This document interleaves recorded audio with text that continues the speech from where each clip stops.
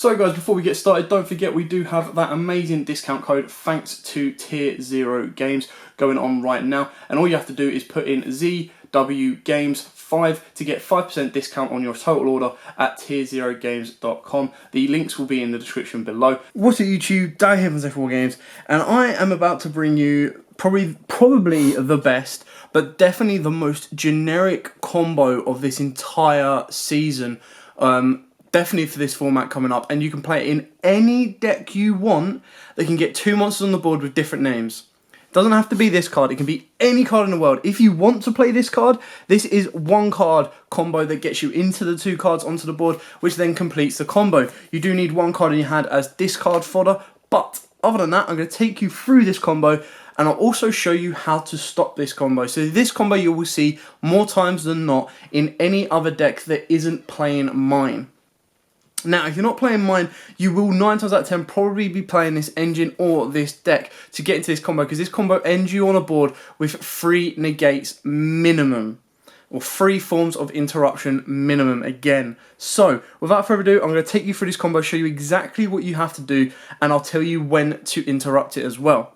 So, of course, we're going to start off with Neospatian. This will be your best start-off card. If you can play this card, play this card. So the way this would work is you would normal summon your monster, or just a way of getting 2 monsters on the board. So we're going to use Neospatian Connector, which is going to, of course, get your Neospatian Aquadolphin. Now, if you want to, you can use Aquadolphin's effect if you choose to play this engine. If you don't choose to play this engine, then by all means, you just get the 2 monsters on the board, and you're probably going to get interrupted a little bit more.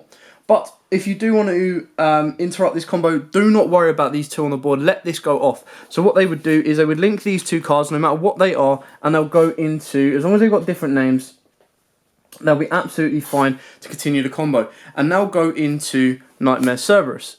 They'll then link off Nightmare Cerberus and go into Nightmare Mermaid. Now, this is where you should probably interrupt them if you can. So, the way this is going to work is Nightmare Mermaid is going to make your opponent ditch a random card to the graveyard. Doesn't matter what they ditch. If they do ditch an Orcus card, then you've got to be very, very careful that they could possibly extend past this. But if you interrupt this Mermaid here, their plays are going to be very, very hilted and slow down quite a bit.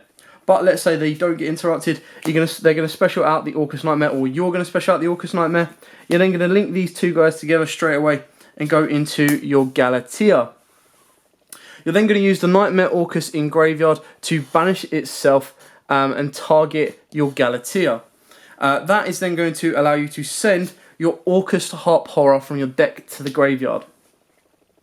You're then going to banish your Harp Horror from your graveyard, and you're going to special summon out your Orcus Symbol Skeleton. You're then going to link Galatea with your Orcus Symbol, and you're going to go into your Phantom Knights of Rosti Bardiche. You're then going to use Rosti Bardiche's effect to send your Phantom Knights of Silent Boots from your deck to the graveyard and set yourself a Fog Blade. That is your first of your 2 interruption, or your 3 interruptions, sorry. You're then going to banish your boots from the graveyard, and that is going to allow you to set a second Fog Blade, or add a Fog Blade to your hand and set it. So this is the one that you've added, this is the one that you've previously set. You're then going to banish your Orcus Symbol Skeleton and revive your Galatea. You're then going to use Galatea's effect to shuffle back the Skeleton, Harp Horror, or of course your Orcus Nightmare. You could have done this before you go into the Bardiche. It really depends on when you'd like to do so. This then sets your Crescendo. Now you want to leave your board like this. Straight away, your board, off of that 1 card, has given you 2 Fog Blades, a very, very powerful counter trap in the form of Crescendo, and then you go from there. Now there are ways of extending further. If you were able to get an additional monster on board, you could have XYZ'd into Dingrisu, linked that off to go into your Bardiche, and then during your opponent's turn, what you'll then have the ability to do, if you use Galatea's effect during this turn to set the field spell, is you'd have the field spell in play, you'd leave your Orcus Symbol Skeleton in the graveyard, you'd banish that to then let you bring out your Dingrisu. You'll also have the counter trap as well to use that. But your Dingrisu would then send a card, and you would then pop a card off of your Bardiche as well. So on top of your 3 negates that you've got in the back row, you'll also have an additional pop and an additional send. But that is more situational on what you have left in your hand. after you do this combo. But straightforward, the combo ends you on a very, very powerful board, and the best thing is the combo is completely budget. To make this combo, the most expensive card you need is Rusty Bardiche. After that, everything else is consequential. You get these in commons for like 10p, maybe a little bit more. Now, you get your Orcus Crescendo for like £2. You get a Super Galatea for about £1. You get a Nightmare Mermaid for about £1. You get a Cerberus for a couple of quid. And then your jet deck, whatever deck you're playing, should be able to run a card that gets you 2 cards on board with different names, hands down. And then you just need to pick up a Skeleton, an Orcus Nightmare, and of course your Orcus Harp Horror. So it is all quite simple and straightforward with that one. And it's a very, very powerful combo.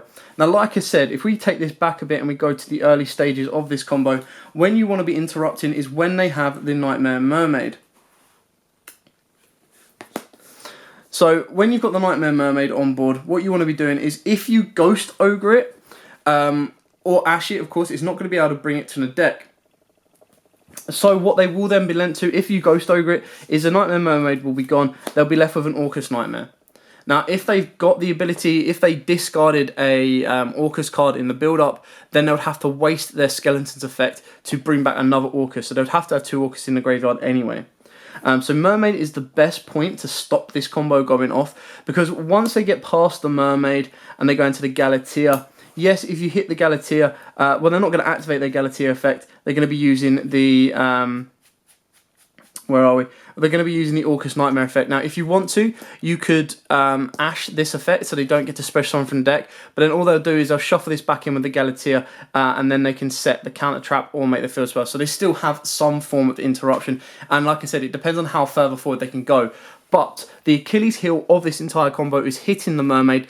That is what leaves them with the base minimum. That's what leaves them with the very least that they could possibly have if you hit this card here. Now, obviously, the worst thing about that is if they do use the Neo-Spacian combo, they are going to rip one from your hand. So what you could do is you could chain the Ogre to get rid of this, just to leave them with the Neo-Spacian. But then if they have the ability to move their play further forward, then of course they will do so. So you do have to be very, very careful on when you interrupt. But if they don't use a Neo-Spacian, hit the Mermaid. If they do use Neo-Spacian, and you've only got the one hand trap, you might as well use that hand trap then and there to stop the connector, or let the connector use his effect to bring this out, and then hit the connector off of your Ghost Ogre, or of course you Ash the connector as well. So that is the best point to either stop them slowing down there, but then all you have to do is get another special summon off of the monster that they've got, and they can go into the combo as well. So Mermaid is the most generic point to hit, no matter what you're facing. So that is it. That is the most generic combo you will see this entire format, in my opinion, or in my this entire quarter of the season, purely because it can be played in any deck, and most decks already play like a Cerberus or a Nightmare Phoenix. So all they're doing is adding in a Mermaid, and then they're adding in a Bardiche if they're not already playing that. They're then adding in a very, very small engine if you consider it.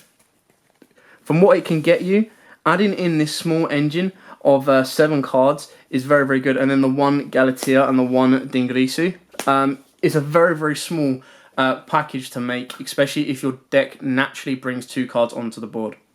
Anyway, that is it for that combo. Very straightforward, very, very simple, and very to the point. But it just gives you a lowdown of what you might expect to see and how to kind of interrupt it. Or if you want to put it in yourself, like I said, it is cheap and nice and easy, apart from obviously the Dingrisu element, then by all means you can do, and it's very, very easy to put into any deck you want that does not rely on the normal summon, or can get 2 monsters on the board with different names without locking themselves into anything in particular.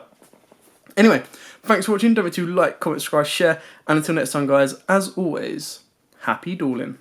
What's up, YouTube? Dan here with YUGIOH. Thanks for watching that video. If you liked it, please hit that big thumbs up button in the bottom corner as well. And don't forget to hit the big red subscribe button so you don't miss out on anything. Make sure you click that notification bell as well so you know every time one of our new videos goes up. Throughout the whole year of 2019, we're going to have more deck profiles, duels, and of course pack openings for you guys to watch and enjoy the entire year round.